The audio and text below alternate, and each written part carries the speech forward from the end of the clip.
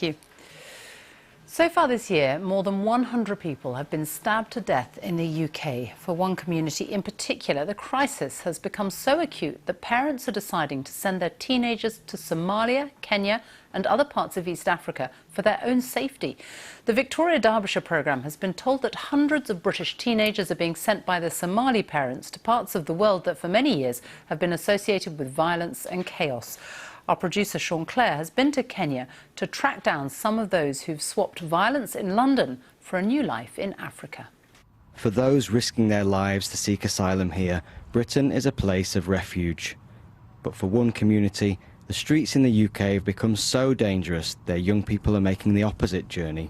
British Somali parents are sending their children who were born and raised here, in their words, home. There are mothers now sending their teenagers back home, saying it's much safer to live in London.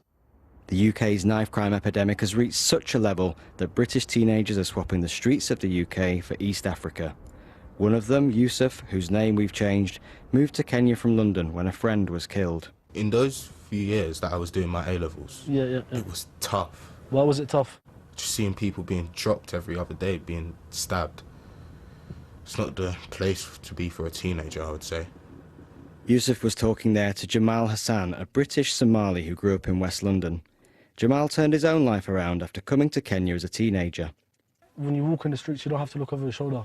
When you're out and about, you know you're not being targeted, because at that age, there was no way on earth that I could have easily walked into different areas of London. Jamal is now establishing himself as a mentor and is here in Nairobi speaking to some of those who fled violence and crime in the UK. When I came here, it was a clean sheet. No one knew me. No one knows my history. Your parents, do they feel that you're safer here? Yeah, 100%. My mum feels I'm much safer here than anywhere else in the world. Prominent members of the Somali community say hundreds of teenagers are making a similar journey because of knife crime to East Africa, to Kenya, Somalia, Somaliland. Does the parent wait for her child to be killed? Or does the parent take a decision, quite a drastic decision, to take him all the way back to wherever that child is from originally?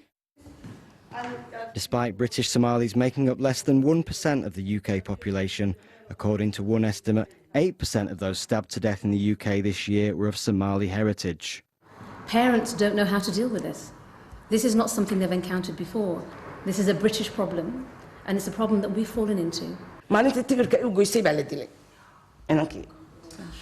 So there was an example of a young boy who lived in West London who had asked to be taken back home. And she said the day they booked his plane ticket was the day that he was killed.